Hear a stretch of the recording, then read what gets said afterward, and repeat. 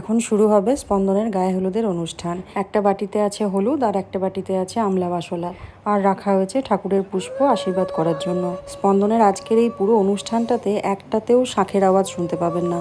শাঁখটা এমনই অবস্থা ছিল যে আমরা কেউ বাজাতে পারছিলাম না। আবার এদিকে সারাক্ষণ উলু দিতে দিতে জিভে ব্যথা হয়ে গেছিল আমার। আর ওই শাঁখটার এমন অবস্থা ছিল, যেই ওই শাঁখটা বাজাতে যাচ্ছে সেই বলছে হয় আমার হৃৎপিণ্ড ফুসফুস বাইরে বেরিয়ে চলে আসবে, নয়তো কেউ বলছে আমার দাঁতগুলো খুলে বেরিয়ে যাবে। অনেক চেষ্টা করেও শাঁখ আর বাজানো গেল না।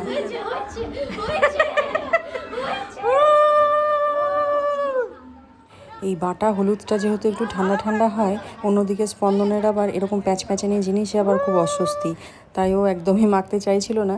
কিন্তু আজকে যেহেতু গায়ে হলুদ, একটু তো দিতেই হবে।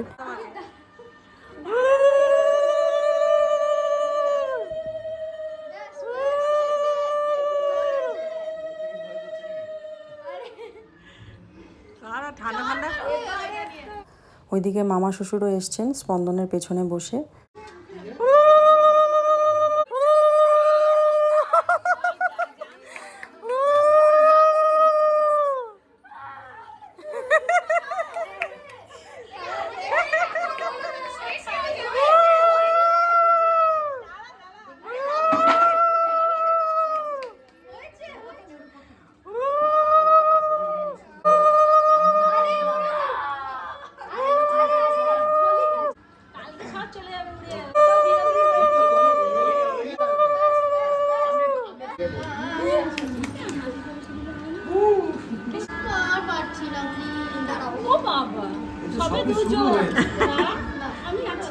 স্পন্দন যত বেশি মাখবো না করছে, ওকে তত আরো বেশি করে মাখানো হচ্ছে।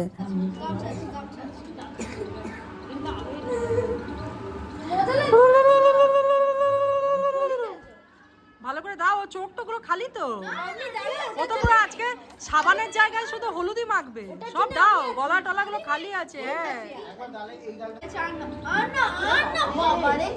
হ্যাঁ, ও তো আর সাবানের জায়গায় হলুদই মাখবে, ফর্সা লাগবে।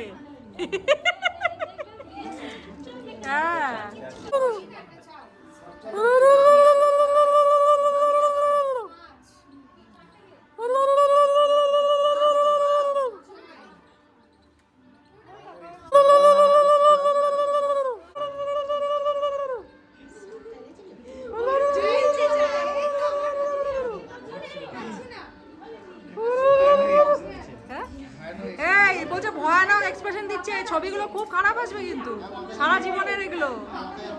ভালো করে হাসো।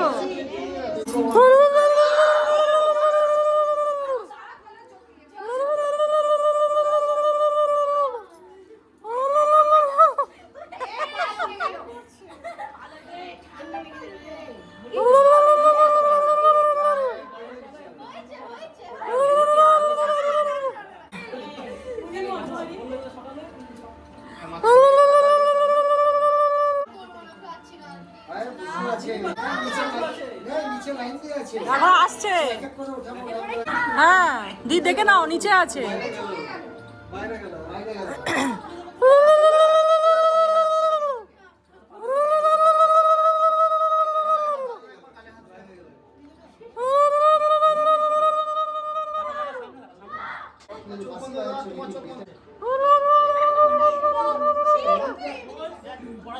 হলুদ খাই তো, হলুদ তো খায়। তুমি আর কিছু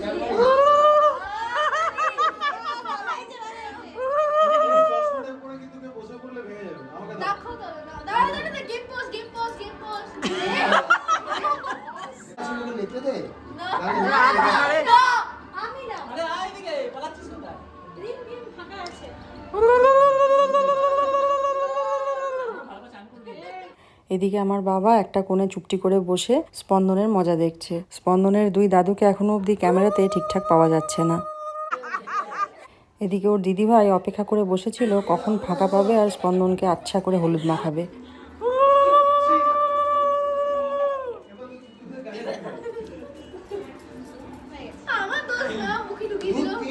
এই যে দুই দাদুকে এখন একসঙ্গে পাওয়া গেছে, তো একটা ফটো তো হতেই হবে। এদিকে স্পন্দন ভালো করে স্নান টান করে আসুক, তারপরে খাবে অপৈতে ভাত। সকাল থেকে না খেয়ে বসে আছে।